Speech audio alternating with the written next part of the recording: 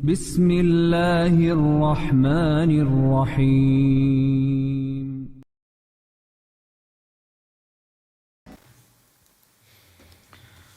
Bismillahirrahmanirrahim. Assalamualaikum warahmatullahi wabarakatuh. Alhamdulillah.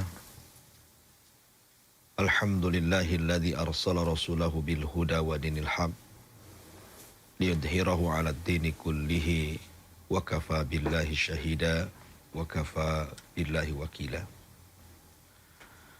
Asyhadu an la ilaha illallah wahdahu rabbi la syarika lah wa asyhadu anna Muhammadan abduhu wa rasuluhu alladzi la nabiyya ba'dah, amma ba'du. Ma'asyiral muslimin, para pemirsa dan pendengar Hang yang dimuliakan Allah Subhanahu wa taala. Alhamdulillah, segala puja dan puji hanya milik Allah Subhanahu wa taala, di mana pagi hari ini kita masih diberikan banyak nikmat oleh Allah sehingga kita bisa berpuasa di hari ini. Kemudian kita juga bisa bertolabul ilmi walaupun lewat media yang sama-sama kita cintai, Hang FM dan juga Hang TV.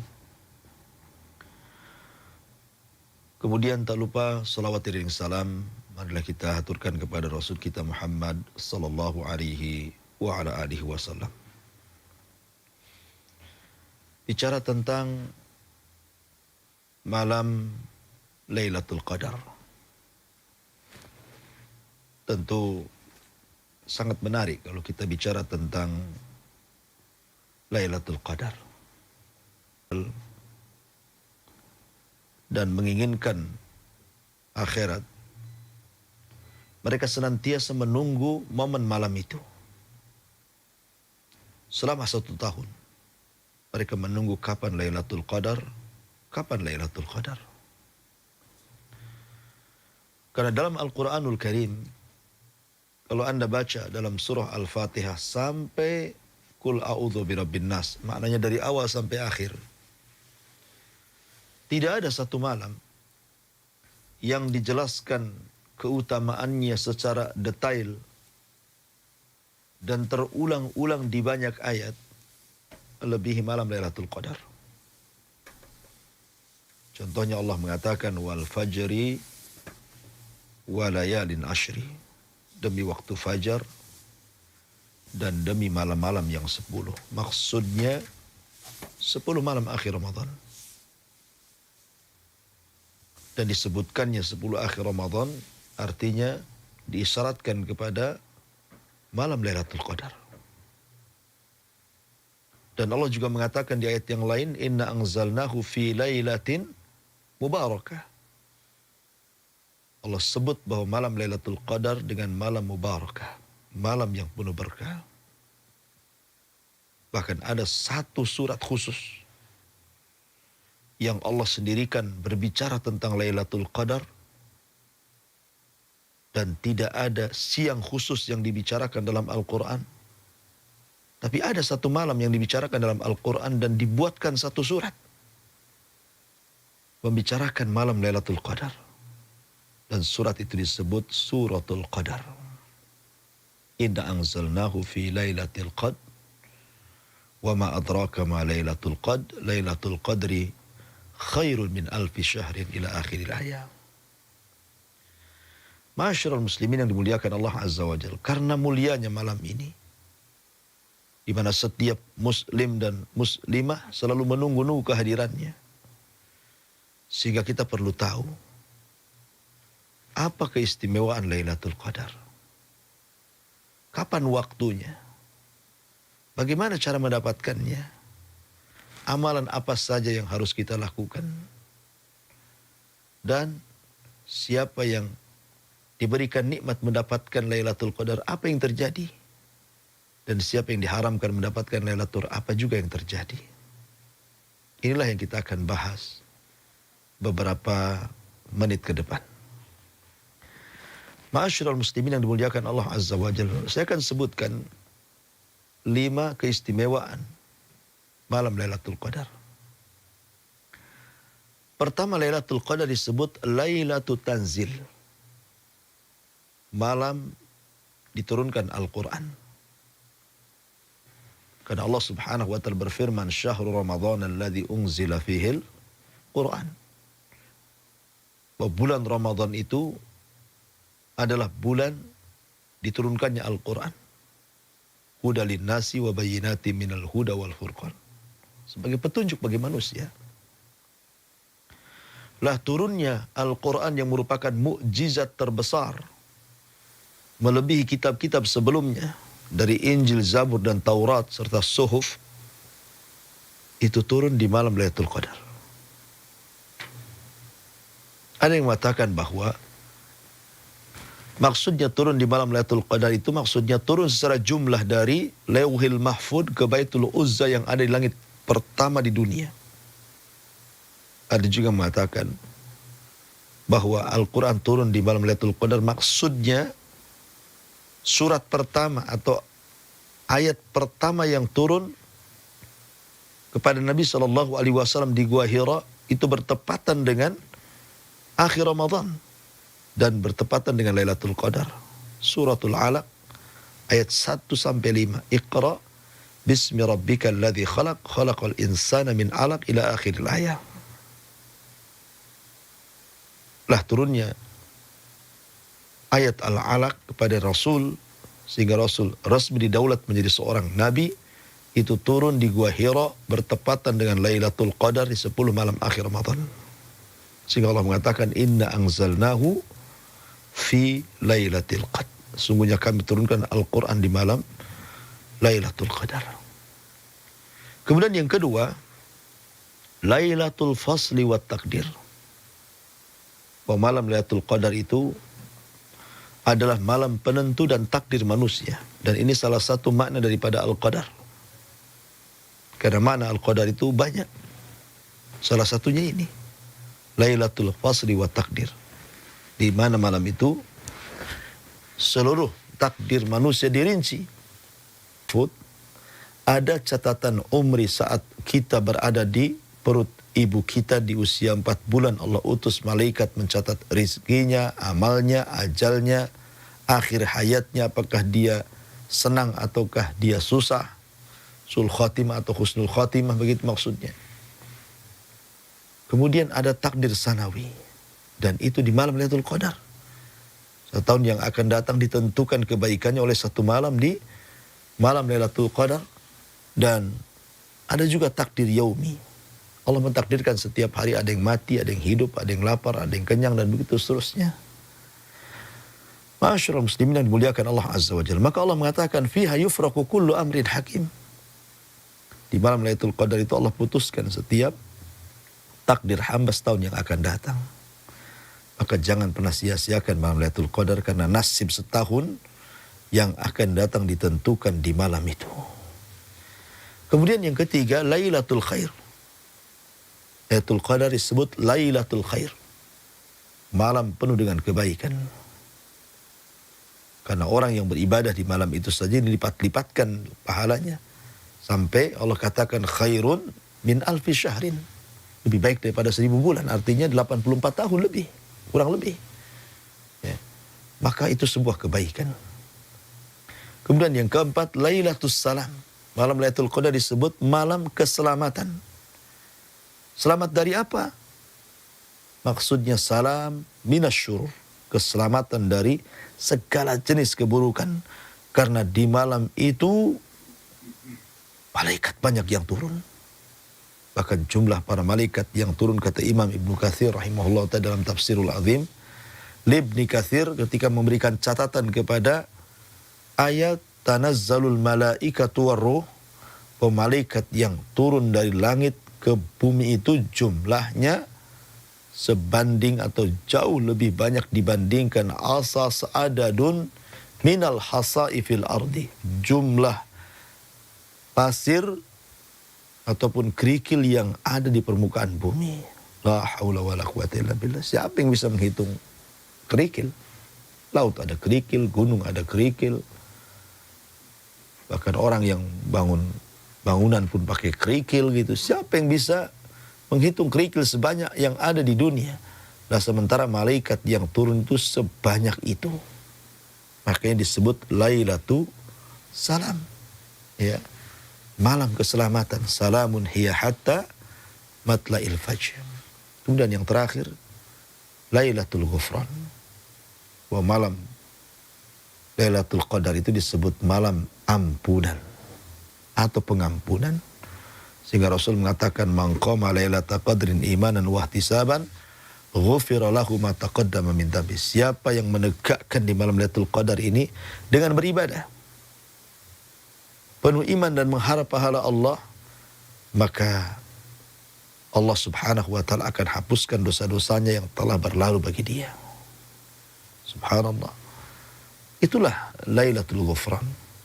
Jadi Lailatul Qadar, Lailatul Tanzil, turunnya ayat atau turunnya Al-Quran. Lailatul Qadar adalah Lailatul Fasli wa Taqdir, malam di mana dirinci nasib manusia setahun yang akan datang. Kemudian juga Lailatul Qadar yang ketiga, Lailatul Khair, penuh dengan kebaikan, karena orang yang beribadah di malam itu Allah ganjar berlipat-lipat sampai 1000 bulan. Kemudian yang keempat, Lailatul Qadar juga disebut Lailatul Salam, malam keselamatan dari segala jenis keburukan karena malaikat turun ke bumi. Dan yang terakhir, malam Lailatul Qadar disebut Lailatul Ghufran, malam ampunan. Karena siapa yang menghidupkan malam itu ataupun menghidupkan sebagian besar malam itu, maka Allah Subhanahu wa taala akan janjikan dengan ampunan. Ini di antara 5 poin. Sebenarnya banyak, ini hanya sekedar ringkasannya. Baik, setelah itu kita akan mengenal waktu Lailatul Qadar. Ma'asyiral muslimin yang dimuliakan Allah Subhanahu wa taala. Di zaman Nabi sallallahu alaihi wasallam, ada seorang sahabat namanya Ka'ab ibn Malik radhiyallahu an, bertengkar dengan Abdullah ibn Abi Hadrat. Abdullah ibn Abi Hadrat ini bertengkar, berselisih dengan Ka'ab ibn Malik. Ya manusiawi, ya sahabat juga bukan malaikat. Sahabat juga manusia sama dengan kita. Kalau ada berselisih ya wajar. Ya. Jadi ketika Ka'ab ibn Malik ini berselisih dengan Abdullah ibn Abi Hadrat ini, mungkin dalam masalah harta, masalah perniagaan, atau masalah bisnis, atau masalah apa gitu kan. Jadi suaranya kencang. Dua-duanya mengencangkan suara. Lah kebetulan dalam sebuah hadis yang dikeluarkan Imam Bukhari dari hadis Ubadah bin Samit radhiyallahu anhu, Nabi SAW itu sebenarnya keluar dari rumahnya malam-malam, liyukhbirana bi Lailatul Qadri, hendak menghabarkan kapan Lailatul Qadar. Fatalaha rajulan minal muslimin. Tiba-tiba kemudian 2 laki-laki, maksudnya Ka'ab ibn Malik dan Abdullah ibn Abi Hadrat ini bertengkar. Kemudian Rasul mengatakan, kharajtu li ukhbirakum bi Lailatul Qadri. Fatalaha fulanun wa fulan farufi'at. Wa asa an yakuna khairan lakum faltamisuha fit tasi'ati was sabi'ati wal khamisati. Kemudian Rasul mengatakan, sebenarnya maksud aku keluar malam ini loh menemui kalian itu, hendak menghabarkan tentang letak kapan waktu Lailatul Qadar. Tapi karena aku melihat kalian bermusuhan, kalian bertengkar, kalian berdebat, Allah angkat pengetahuanku tentang Lailatul Qadar, artinya aku dilupakan. Lupa. Ya, padahal sudah diberitahu tanggalnya, dilupakan oleh Allah Azza wa Jalla. Kata Rasul, wa asa an yakuna khairan lakum. Boleh jadi dengan diangkatnya waktu Lailatul Qadar sehingga kita tidak tahu tanggal berapanya, itu lebih baik bagi kalian. Maka carilah Lailatul Qadar di tanggal 27, 26, 25, dan begitu seterusnya. Ma'asyiral muslimin yang dimuliakan Allah Azza wa Jalla, kata para ulama, sebenarnya kalau seandainya ketika itu tidak ada pertengkaran antara Ka'ab ibn Malik dan Abdullah ibn Abi Hadrat di hadapan Rasul, tentu Nabi SAW akan menghabarkan beritanya. Oh, Lailatul Qadar itu 27 umpamanya. Oh, Lailatul Qadar itu 25. Oh, Lailatul Qadar itu 21 umpamanya. Tapi karena ada dua orang yang berselisih, maka Rasul dilupakan. Tentu hikmah di balik ini adalah kalimat tadi hadis Nabi SAW, wa asa an yakuna khairan lakum, boleh jadi dengan diangkatnya waktu Lailatul Qadar sehingga samar waktunya, itu lebih baik bagi kalian dan bagi kita.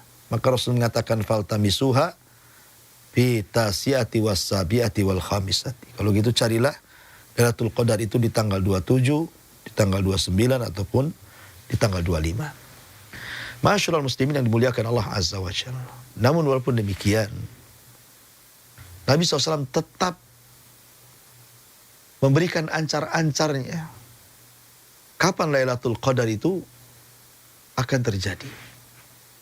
Kata Nabi SAW, iltamisuha fi ashril awakhir. Carilah Lailatul Qadar itu di 10 malam akhir. Bahkan dari riwayat di tanggal-tanggal ganjilnya. Maksudnya 21, 23, 25, 27 ataupun 29. Disinilah letak-letak malam Lailatul Qadar. Walaupun yang paling kuat gitu, yang dikuatkan para ulama juga, Lailatul Qadar itu banyak terjadi di tanggal 27. Ma'asyiral muslimin yang dimuliakan Allah Azza wa Jalla. Lalu setelah kita mengetahui, tetapi ulama mengatakan juga sebaiknya jangan kemudian kita terfokus dengan tanggal-tanggal ganjil 10 akhir Ramadan. Karena sistem penentuan masuknya Ramadan di negeri kita apalagi ada namanya ru'yatul hilal. Kalau terlihat maka diganjilkan, kalau tidak terlihat maka digenapkan. Sehingga terkadang kita tidak tahu ya, apakah kemudian sekarang bagi kita tanggal ganjil, mungkin bagi mereka tanggal genap, atau bagi mereka tanggal ganjil, bagi kita tanggal genap pula. Makanya sebaiknya kita hidupkan 10 malam akhir itu dengan ibadah dan i'tikaf dan berharap meminta taufik dari Allah agar mendapatkan malam yang sangat-sangat luar biasa yang menentukan umur kita setahun yang akan datang. Lalu apa yang harus dilakukan seorang muslim? Yang pertama, ihya'uha bil qiyam. Cobalah kita hidupkan malam itu dengan cara memperbanyak berdiri untuk sholat. Anda sudah sholat tarawih bersama imam, Anda sudah witir juga bersama imam setelah isya sampai jam 9 atau jam 10 gitu ya. Maka Anda kalau ingin menambah lagi tengah malam untuk tahajud tidak ada masalah. Silakan tahajud, tetapi jangan sampai kemudian menggunakan 2 witir. Karena witirnya sudah dilakukan di sebelum Anda tidur gitu ya, di waktu sholat tarawih gitu, bersama imam. Nah, tetapi ketika Anda sholat tahajud sendiri, karena sudah sholat tarawih bersama imam, sholat witir bersama imam, maka tidak perlu diulang lagi. Maka hidupkan malam-malam itu dengan berbagai macam ibadah. Salah satunya dengan baca Quran, dengan zikir, dan yang semacamnya. Yang kedua, doa. Sebagaimana yang diajarkan Aisyah radhiyallahu anha ketika ditanya oleh Rasulullah, Aisyah, wahai Rasul, kata Aisyah, kalau seandainya aku mendapatkan malam ini, malam Lailatul Qadar, kira-kira apa yang harus aku baca, kata Aisyah. Maka Rasul mengatakan, Allahumma innaka afuun tuhibbul afwa fa'fu anni. Allahumma ya Allah, innaka, sungguhnya engkau afuun, zat yang maha pengampun, tuhibbul afwa, mencintai ampunan, fa'fu anni, maka maafkanlah diriku. Maka bacalah perbanyak doa yang diajarkan Rasul kepada Aisyah di malam Lailatul Qadar. Kemudian yang nomor 3, al-iqsaru min tilawatil Quran wa dzikrillahi ta'ala wa ghairi dzalika minat ta'at. Perbanyak dari membaca Al-Quran, berzikir kepada Allah, dan hal-hal yang sifatnya taat, sedekah, birrul walidain, berzikir, berbuat baik kepada tetangga, dan begitu seterusnya. Ya, lakukan hal-hal itu di malam Lailatul Qadar. Karena begini ya, lipatan di malam Lailatul Qadar, seandainya Anda umpamanya di malam itu bersedekah 1 juta, anggaplah Anda ingin membantu Radio Hang untuk pembangunan. Ya, Anda infakkan 1 juta di malam Lailatul Qadar. Coba Anda bayangkan, 1 juta ini dikalikan 1000 bulan. Berapa miliar Anda seolah-olah Anda menyumbang miliaran kepada media dakwah ini. Karena kelipatannya luar biasa di malam itu. Maka disebut dari awal Lailatul Khair, malam kebaikan. Ya. Maka perbanyaklah membaca Quran karena memang bulan Ramadan bulan Quran, memperbanyak zikir kepada Allah, ketaatan dan sedekah dan banyak lagi hal-hal dari amalan-amalan ibadah yang dianjurkan untuk diamalkan di malam Lailatul Qadar. Wallahu a'lam bishawab. Ini diantara ringkasan tentang keistimewaan malam Lailatul Qadar, dan waktunya memang disembunyikan, akan tetapi cuman disebutkan ya kisi-kisinya saja. Artinya pokoknya selama Ramadan ada dibagi 3, 10 awal, 10 tengah, 10 akhir. Berarti Lailatul Qadar ada di 10 akhir.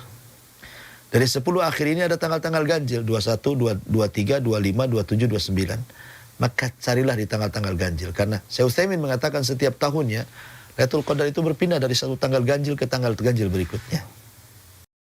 Jadi sudah ada ancar-ancarnya ya antara 10 akhir Ramadan di tanggal-tanggal ganjil. Tapi bukan berarti kemudian kita hidupkan di tanggal ganjil saja. Kalau bisa 10 akhir itu kita hidupkan dari awal sampai akhir. Dengan cara i'tikaf atau yang semacamnya gitu ya.